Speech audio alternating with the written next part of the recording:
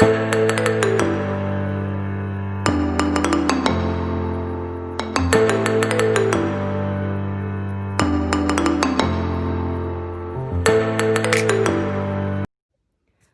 tout le monde, aujourd'hui je vais vous présenter comment j'ai réalisé ce beau gilet avec comme particularité un empiècement ajouré sur tout le côté de la manche. Je vous laisse tout de suite avec le tuto. Ce petit pull, je l'ai réalisé en taille S et pour cela j'ai utilisé ces pelotes que j'ai achetées à Ziman. Si vous ne connaissez pas cette boutique, je vous la recommande vivement. Il y a un choix gigantesque de pelotes, il y en a vraiment pour tous les goûts, il y en a de toutes les sortes et pour tous les prix. Il y a même des pelotes à 99 centimes, il y a un panel de couleurs. Franchement, c'est ma caverne d'Alibaba, je l'adore. Donc j'ai pris ces pelotes, les parties à 2,99, c'est la couleur 92. Elle fait 100 grammes et il est préconisé d'utiliser un crochet 4 ou 5. Et comme vous voyez le fil, il y a un petit filament brillant. Je le trouve trop beau. Apparemment, il existe aussi en noir, en rose. Après, l'inconvénient de Ziman, c'est qu'on trouve pas tout le temps les mêmes pelotes en fonction des magasins. Enfin, par exemple, des fois, je vais dans le 78, je vais trouver des pelotes que je ne retrouve pas dans le 92. C'est ça qui est embarrassant. C'est pour ça qu'à chaque fois, quand j'y vais et que je flash sur une pelote, je prends le maximum que je peux en fonction de ce que j'ai envie de faire. Et là, en l'occurrence, pour celle-là, j'en ai pris 8. Mais bon, pour mon tuto, j'en aurais besoin que de 4. Et j'ai utilisé un crochet 3,5. Alors, comme d'habitude, dans un premier temps, je vais vous montrer le point principal, qui est celui-ci. Je ne connais pas du tout le nom parce que je l'ai improvisé. Alors, pour ce point, on va commencer par une maille chaînette. Je vais vous faire un petit échantillon pour vous montrer comment réaliser le point. La maille chaînette, surtout, ne la serrez pas. Il faut vraiment qu'elle soit un peu lâche. Et tout ce point, il faut qu'il soit lâche. Il ne faut pas que ça soit serré, sinon ça va être compliqué. Vous comprendrez pourquoi. Donc là, je vais faire 15 mailles chaînettes. 1, 2, vous voyez, bien lâche. 3, 4, 5, 6, 7, 8, 9, 10, 11, 12, 13, 14 et 15. J'ai bien fait une maille chaînette un peu desserrée, pas trop serrée. Et là, vous allez sauter 1, 2 mailles. Et dans la troisième, vous allez faire une maille serrée que vous ne serrez pas. Et en fait, tout le rang, ça sera des mailles serrées que vous faites lâches. Vraiment, il ne faut pas serrer. C'est vraiment un ouvrage où on ne serre pas.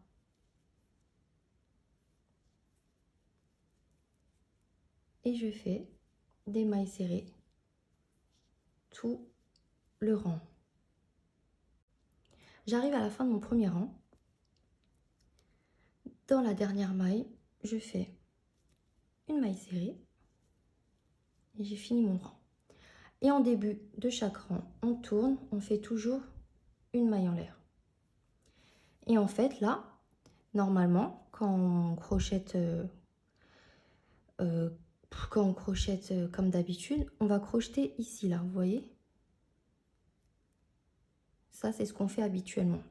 Mais là, on va se concentrer ici. En fait, là, ça forme un espèce de petit V. Et c'est là qu'on va aller. Vous voyez? Là, comme ça.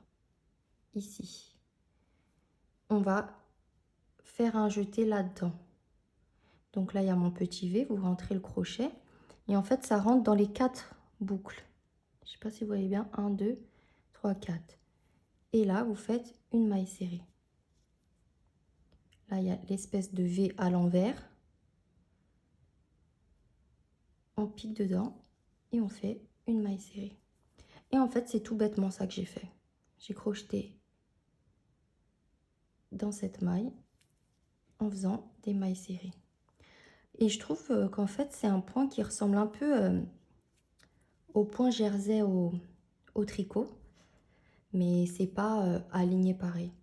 Mais vous voyez, tout le temps crocheter ici, là, entre les deux V. Vous faites un jeté et vous faites votre maille serrée.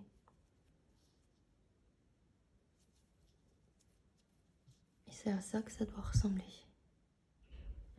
Donc vous faites ça tout votre rang. C'est pour ça, vous voyez, que je vous dis aussi qu'il ne faut pas serrer, parce que quand c'est serré, après on a du mal à piquer dedans. Et là, ça se pique facilement. Donc, j'arrive bientôt à la fin de mon rang. Là, j'ai le dernier V à l'envers. Je pique, je fais ma maille serrée. Et là, à la fin, il y a 2 boucles. Là, vous piquez là, et c'est la fin de votre rang. Vous tournez, vous refaites une maille en l'air. Et il y a de nouveau le V inversé. Vous voyez? Là, je trouve qu'il se voit mieux. Il se voit beaucoup mieux quand c'est les rangs d'après. Et ça sera beaucoup plus simple. Donc là, on va continuer à faire des mailles serrées entre le V inversé. C'est là qu'on pique.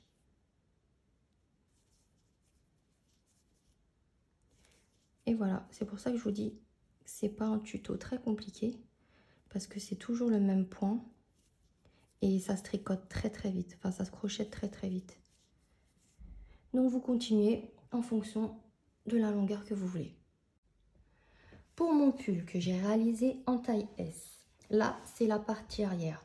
J'ai fait une maille chaînette de 68 et j'ai monté 64 rangs. Et c'est ce qui donne ça.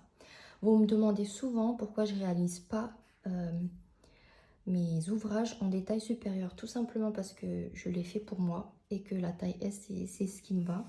Je le tricote rarement pour des personnes, à part des écharpes, etc. Mais la plupart du temps, quand je fais des vêtements, c'est pour moi. Donc, c'est des tailles S. Et je le fais pas au hasard, hein. Pour m'aider, je mets toujours d'un gilet ou d'un pull que j'ai déjà. Et je compare à chaque fois que je fais d'abord ma maille chaînette. Et je compare par exemple avec le dos de mon gilet, si ça tombe bien. Et en fonction de ça, je poursuis, je fais 1 ou 2 rangs. Je repose sur le gilet et si ça tombe bien, bah, je continue. Et je vous invite à faire comme ça aussi pour vos ouvrages en fonction de votre taille. Moi, j'ai fait le nombre de mailles chaînettes qui correspond à ma taille. Vous faites le nombre de mailles chaînettes, vous faites 1 rang, voire 2 rangs test et vous testez, par exemple, l'arrière sur votre gilet. Et c'est comme ça que je fais en fait. Donc là, pour la taille S, j'ai fait 68 mailles chaînettes et j'ai monté 64 rangs. Ça, c'est la partie arrière. Pour l'avant, j'ai fait 2 rectangles comme ça, qui ont l'air tout petits, mais parce que j'aime bien quand le gilet est un peu court. Et puis avec les finitions, ça sera un petit peu plus long. Donc, j'ai fait 30 mailles chaînettes de base et j'ai monté 64 rangs. Pourquoi 30 mailles chaînettes? Parce que l'arrière, j'ai fait 68 mailles chaînettes de base. Et donc l'avant, j'ai voulu laisser 8 mailles de différence. Comme il y en aura 2 rectangles comme ça, vous en faites 2. J'en ai fait 2 de 30 mailles chaînettes avec 64 rangs de mailles.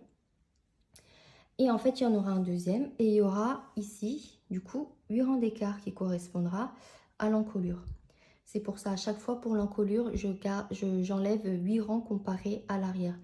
Donc, comme l'arrière, c'était 68 mailles chaînettes. 68 moins 60 des 2 pans de 30 mailles chaînettes, il me reste 8. Donc, voilà comment je calcule. Après, si vous avez un cou plus large, vous pouvez diminuer. Au lieu de faire 8, vous pouvez faire 10 ou 12. C'est vraiment en fonction de votre morphologie. Et adapter vraiment avec un gilet ou un pull que vous avez déjà. Ça va vachement vous aider. Moi, c'est comme ça que je fais. Si je dois faire pour quelqu'un, c'est comme ça que je le ferai. Donc, les 2 rectangles de l'avant, vous en faites 2 exactement de la même dimension. Maintenant, je vais vous présenter comment je réalise ce granny. J'en ai fait 8 moi. C'est, vous savez, la partie qui va relier l'avant et l'arrière et le côté de la manche. Ça va donner un aspect ajouré, je trouve ça très joli. Et j'ai réalisé du coup ce granny. Pour le granny, j'utilise toujours le même crochet, un 3,5. Et on va commencer en faisant 12 mailles chaînettes. 1, 2, 3, 4, 5, 6, 7, 8, 9, 10, 11 et 12. À la fin des 12, vous allez dans la première maille chaînette et vous allez relier le tout par une maille coulée, comme ça. Ça fait un rond du coup. Et en fait, là, vous allez crocheter dans le rond. On va monter 1, 2, 3 mailles en l'air qui correspondent à une double bride. Et là, on va faire 6 doubles brides. Double bride, c'est un jeté et 2 jetés, comme ça. Donc, j'en fais une. En total, il y en aura 7 parce que les 3 mailles en l'air, ça équivaut à une double bride. Donc là, j'en ai 2. 3. 4.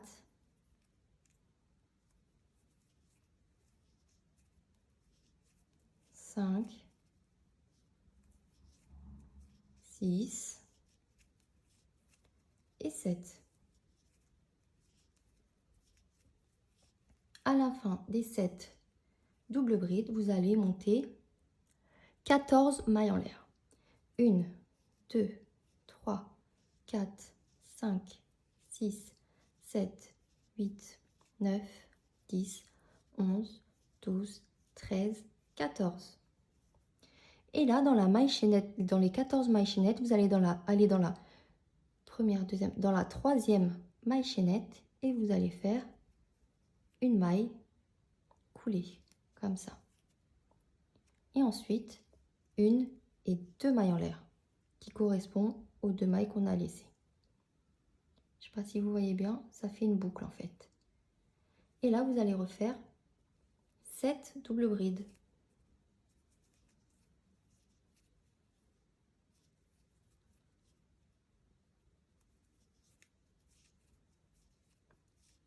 Et à la fin des 7 doubles brides, vous allez refaire 14 mailles en l'air et vous allez faire une maille coulée dans la troisième maille, puis 2 mailles en l'air et refaire 7 doubles brides.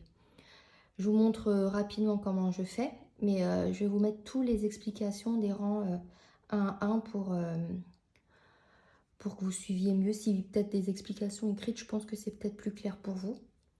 Mais en tout cas, tout le premier rang, ça sera ça. Vous le reproduisez 4 fois, les 7 doubles brides et la boucle là, 4 fois.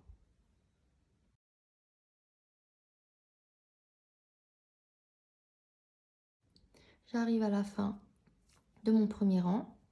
J'ai fait mes 4 petites boucles comme ça. Du coup, j'ai fait la maille coulée à la troisième maille des 14 mailles chaînettes. Je vais faire 2 mailles en l'air et je vais rejoindre la première bride qui correspond aux 3 mailles en l'air de départ. Donc, on arrive là. Vous voyez, ça doit se présenter comme ceci. Il faut bien qu'il y ait 4 coins comme ça. Donc là, le deuxième rang, on va monter 1, 2, 3 mailles en l'air qui correspondent à une double bride. Et en fait, là, on va faire 6 doubles brides rassemblées en une. Donc, on fait 2 jetés. On va faire une double bride qu'on ne termine pas. Et on en fait 6 comme ça qu'on ne termine pas. À chaque fois, le nombre de boucles va s'accumuler. Il ne faut pas finir la double bride. Là, j'en ai 4. 5, 6 boucles. Et au total, vous devez en avoir 7. Et la dernière, la 7e, j'en ai 7. Et on fait un jeté et on passe le tout dans les 7 boucles. Comme ceci.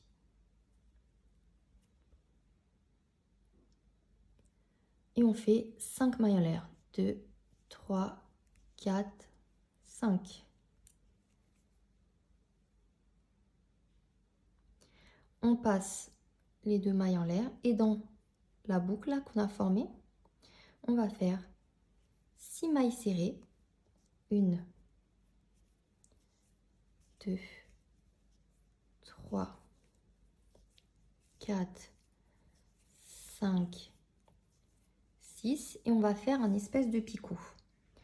Pour ça, on fait 1, 2, 3 mailles en l'air.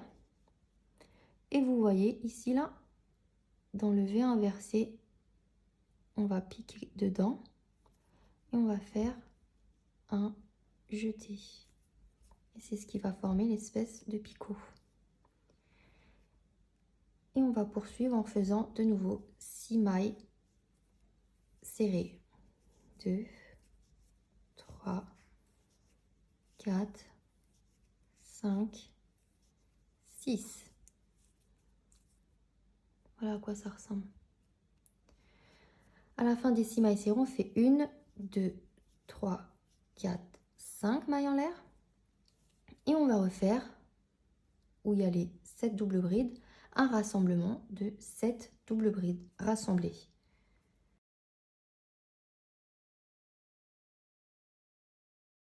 J'ai formé ma dernière pétale. Vous voyez, ça ressemble vraiment à des pétales avec le petit pic. Donc j'ai fait mes 6 mailles serrées, je fais 1, 2, 3, 4, 5 mailles en l'air.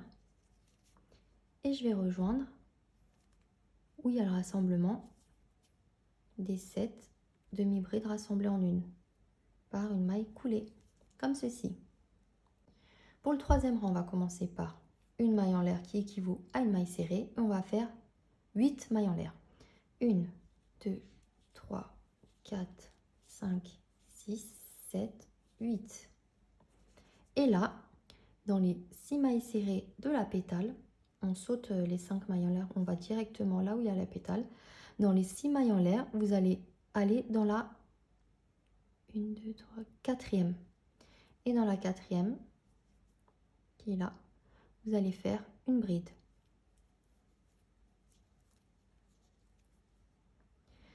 Ensuite, vous faites 10 mailles en l'air. 1, 2, 3, 4, 5, 6, 7, 8, 9, 10. Vous sautez le picot.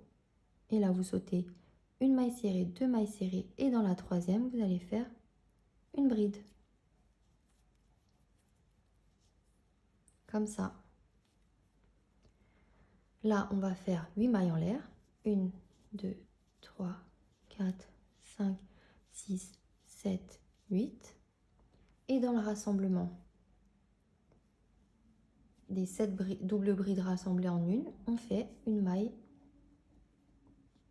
serrée. On fait de nouveau une maille en l'air. 1, 2, 3, 4, 5, 6, 7, 8. Et dans la pétale, dans la 4e, on fait une bride. Et on refait de nouveau 10 mailles en l'air. 1, 2, 3, 4, 5, 6, 7, 8, 9, 10. On saute le picot et dans la 3e, à partir du picot, on fait une bride. Et en fait, vous renouvelez ça tout le rang. J'arrive à la fin de mon rang, j'ai fait mes 8 mailles en l'air et je vais rejoindre où il y a le rassemblement des 7 doubles brides rassemblées en une par une maille coulée, comme ceci. Maintenant, le dernier rang. Dans les 8 mailles en l'air, vous allez faire une maille coulée pour commencer vraiment dans les 8 mailles. Et vous allez faire une maille en l'air qui équivaut à une maille serrée. Ensuite, vous allez faire 3 mailles serrées. 1, 2, 3. Ça en fait 4 avec la maille en l'air du début. Vous allez faire un picot. 1, 2, 3 mailles en l'air. Piquer dans les 2 mailles. Et refaire 4 mailles serrées. Et 4. Là, on arrive où il y a les 10 mailles en l'air. Vous sautez la bride et dans l'arceau où il y a les 10 mailles en l'air, vous allez faire d'abord 2 mailles serrées. 1, 2. Et vous allez faire un picot. 1, 2, 3. Dans le même arceau, vous allez faire 3 mailles serrées. Et 3. Et de nouveau, un picot.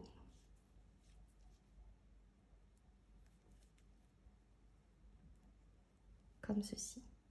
Vous refaites 3 mailles serrées. 2 et 3. Et vous allez faire 1, 2, 3, un autre picot. Et vous finissez avec 2 mailles serrées. Et c'est tout simple en fait. Tout ce rang, ça sera ça.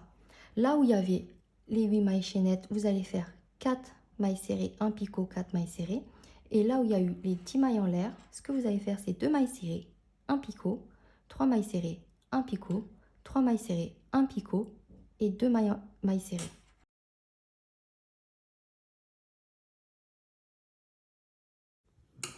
J'ai coupé mon fil. Coupez-le un peu long, il va nous servir à les rassembler entre eux pour coudre tout à l'heure. Je coupe mon fil et je fais un nœud. Donc voilà à quoi ressemble le granny. Il est vraiment pas compliqué, il faut vraiment comprendre chaque rang, mais avec les explications écrites que je vous ai mis, normalement ça devrait le faire. Donc moi j'en ai fait 8. Donc là j'ai déjà rassemblé 3 grannies entre eux. En fait je joins les picots. Donc là on va joindre le 4e. Donc là le fil de la fin du 4e rang que je vous ai dit de laisser, c'est ça qui va vous servir pour coudre. Vous allez enfiler le fil dans une aiguille à laine. C'est compliqué à chaque fois parce que ça se dédouble. Voilà, je l'ai enfilé. Et là, on va joindre les picots entre eux. Donc là, je suis au milieu. Je suis au milieu du motif. Je fais passer mon aiguille comme ça, vous savez, entre les mailles pour qu'on ne le voit pas, jusqu'à arriver au picot. Je vais zoomer, vous verrez peut-être un petit peu mieux. Voilà. Donc là, il est passé dans cette maille. Je repasse dans l'autre maille. On ne tire pas fort hein, parce qu'il ne faut pas que ça resserre le tout. Et là, on arrive au picot. Au picot, on passe l'aiguille. Et on va le joindre au picot correspondant d'en face.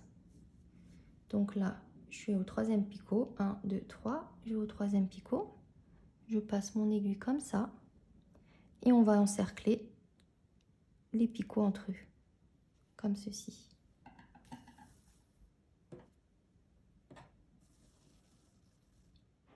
On ne tire pas trop fort parce que il faut pas que ça soit trop serré. Et je le fais 2 fois, encercler les picots entre eux. Pour que ça soit un peu plus solidifié. Vous continuez de passer votre aiguille entre les mailles pour atteindre le 2e picot. Comme ça. On ne serre surtout pas. J'arrive au 2e picot et je vais l'englober avec le 2e picot d'en face.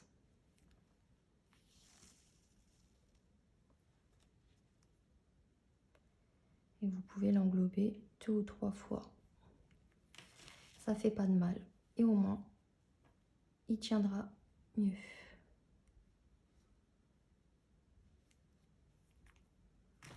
Voilà.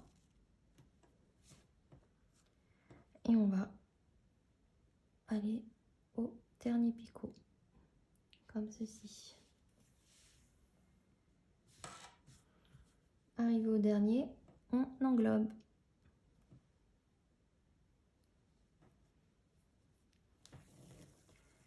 Une et deux. J'ai englobé 2 fois. Voilà. Voilà à quoi ça doit ressembler. Et du coup, vous faites pareil pour les 3 autres picots de l'autre côté. Et tout sera joint comme ça. Voilà, j'ai joint les 4 granits entre eux. Et vous avez vu, je ne vous ai pas présenté encore comment faire la manche. Mais c'est normal parce qu'on va commencer par assembler d'abord l'arrière et l'avant. Donc ça, le premier, les granits là, le rang de 4 granits, on va commencer par coudre avec la partie avant. On va coudre comme ça. Ça va se positionner comme ça. Pour les 1, 2, 3, 4, 5, 6 picots. Ouais, pour 6 picots. Donc là, j'ai laissé du mou à la fin de mon deuxième, de l'avant. Et je vais coudre les picots en face du pan avant, comme ceci. Je vais peut-être vous montrer aussi comment faire. Par contre, on va bien englober vu que ça se tiendra que par ces points-là. Donc là, je suis à la fin du rang. Je vais dans la première maille et je vais dans le premier picot.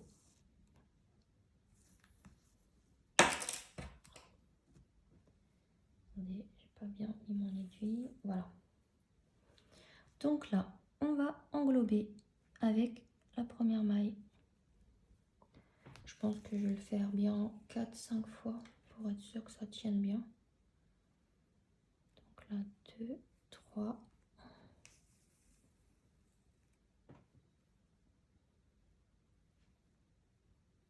Et 4. Vous voyez, ça tient bien.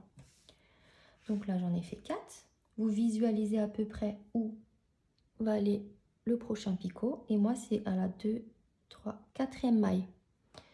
Donc là, ce que je vais faire, c'est que je vais passer mon aiguille entre les mailles jusqu'à la 4e.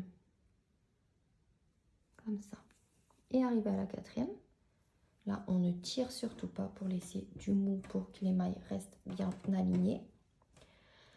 À la fin de ma 4e, on va englober avec le picot qui arrive en face.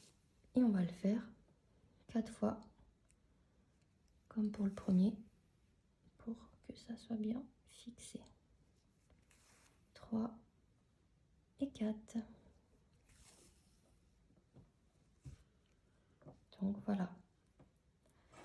On regarde à peu près où est aligné le 3e picot. 1, 2, 3. Je dirais à la 3 mailles après. Donc je passe mon fil dans les mailles comme ça. Et là, je vais joindre cette maille avec le 3e picot en face.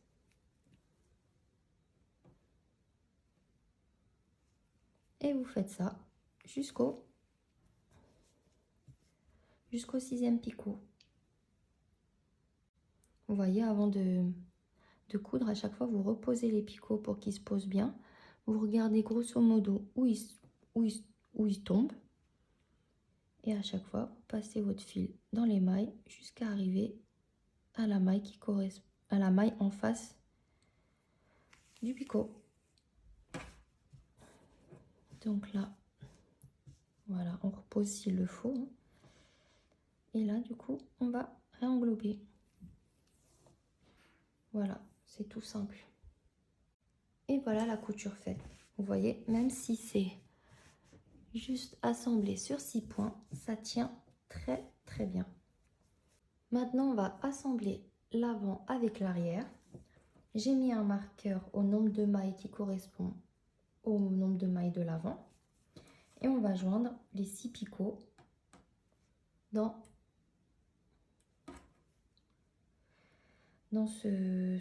cette partie arrière.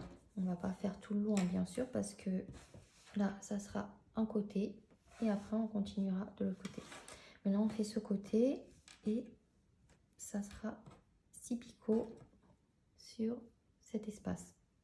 Ne faites pas l'erreur que j'ai faite. Le reste des 4 granits, il va vers le côté extérieur. J'avais commencé comme ça.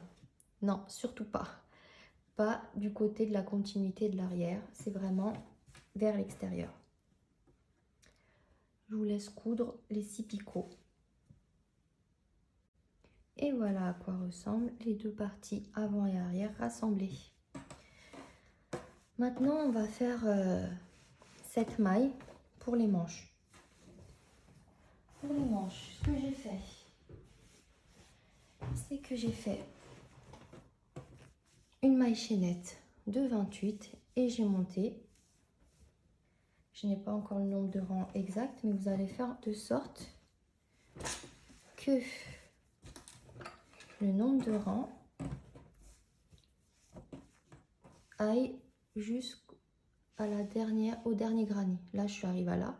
Donc, je continue mes rangs jusqu'à arriver à ce picot du dernier granit.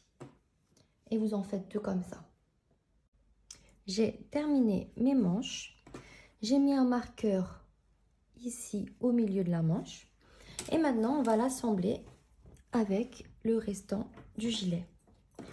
La moitié va correspondre à en dessous de l'aisselle, comme ceci. Vous voyez là, c'est le dessus de la manche. Et la moitié va correspondre au dessous de l'aisselle. Ce que vous allez faire, c'est que vous allez d'abord coudre la manche avec des granits assemblés. Vous allez coudre tout du long comme ça. Ensuite, vous allez coudre la moitié de la manche sur l'arrière, une partie de l'arrière du gilet. Arrivé à la moitié, vous allez rejoindre avec l'avant, comme ceci. Et du coup, rejoindre le granit et la manche. Ce qui donne ce résultat. Je l'ai fait de l'autre côté. Ça doit faire comme ceci. Vous voyez, une manche tout en transparence et en dessous, elle est comme ça. Et ensuite, sur le côté, vous allez coudre l'avant et l'arrière. Et je vous retrouve pour les finitions. Je vais vous montrer maintenant que tout est cousu, la finition pour les manches. Je ne vais pas m'éterniser parce que c'est quelque chose que je fais pour chaque ouvrage de mes tutos. Je fais toujours les mêmes finitions, que ce soit pour les gilets et les pulls. Donc, je vais vous montrer ça rapidement. Vous passez votre fil, vous faites un nœud. Et là, on va monter 10 mailles chaînettes. 1, 2, 3, 4, 5, 6, 7, 8, 9, 10. Je vais zoomer, peut-être ça sera mieux. Vous allez sauter 1, 2 et dans la troisième, vous allez faire une maille coulée. On ne serre surtout pas. Et sur tout le long de la maille chaînette, vous allez faire des mailles coulées.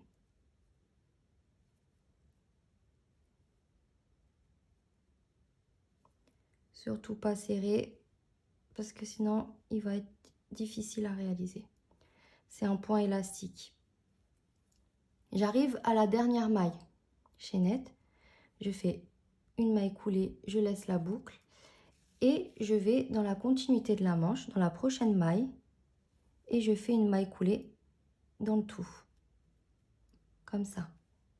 Je vais dans la maille suivante, je refais une maille coulée et là je tourne l'ouvrage et je fais des mailles coulées dans l'autre sens, mais juste au lieu de prendre la maille en entière, on prend juste la maille extérieure.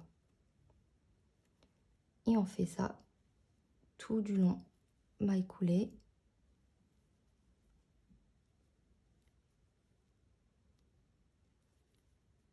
Maille coulée sur le côté extérieur.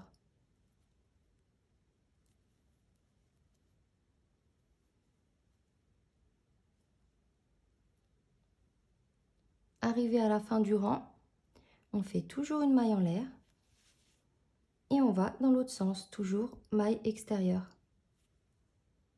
En ne serrant surtout pas. Et vous faites ça tout le tour.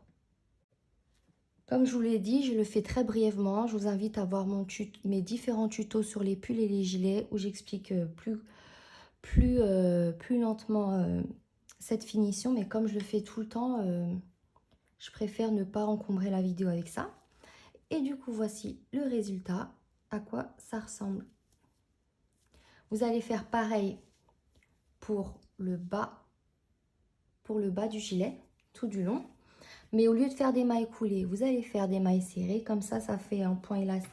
Ça va faire moins bouffant sur le bas parce que là, ça resserre vraiment bien. Mais en faisant des mailles serrées, ça fera beaucoup moins resserré. Et ensuite, je vous retrouve pour faire la boutonnière. On a quasiment fini. J'ai fait les bordures des deux manches et du bas du gilet. Et maintenant, on va s'attaquer à la boutonnière. On va à l'extrémité du bas du gilet, on pique, on fait un nœud, 2 nœuds même.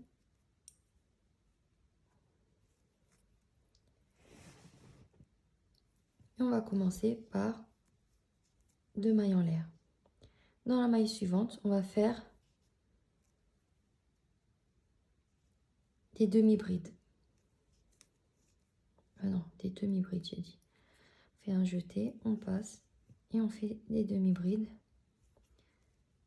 sur toutes les mailles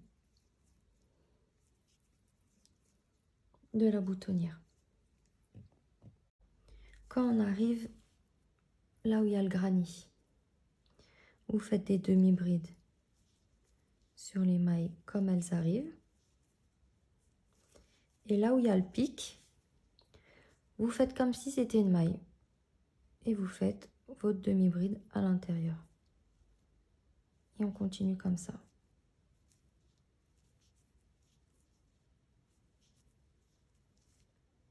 Et il est complètement dans la continuité du coup. J'ai fini mon premier rang de boutonnière en demi-bride. J'ai mis des marqueurs là où je vais mettre des boutons. Pour ma part, je vais en mettre que 3. D'ailleurs, je vais vous montrer tout de suite ce que je vais mettre. J'ai choisi ces boutons. J'en avais que 2. Et du coup, j'en ai trouvé un qui se mariait bien, mais qui est totalement différent. C'est avec une encre comme ça. Et je pense que je vais les mettre comme ça. Ça va apporter une petite touche d'originalité au gilet. Donc, on va s'attaquer au second rang, toujours en demi-bride. Et comme pour chaque gilet que je fais, bon, 2 mailles en l'air. Comme pour chaque gilet que je fais, c'est la même chose. Hein. Donc là, demi-bride. On arrive au marqueur, une maille en l'air pour faire office de trou. Du coup, on saute là où il y a le marqueur et on continue les demi-brides dans les mailles suivantes. Pardon. Et à chaque fois qu'on arrive au marqueur, une maille en l'air. Pour vous assurer que le trou est de la bonne dimension, vous prenez votre bouton et vous le passez. S'il passe comme ça, c'est que c'est bon. Et vous faites ça tout le rang. Le troisième rang, vous refaites pareil, des demi-brides. Et là où il y a la maille en l'air, vous faites une demi-bride dessus et ça sera terminé. Le tuto est désormais terminé. J'espère sincèrement qu'il vous aura plu. N'hésitez pas à me suivre sur Facebook. Je communique beaucoup via ce réseau. À liker la vidéo si elle vous a plu. Et je vous dis à très vite dans une prochaine vidéo.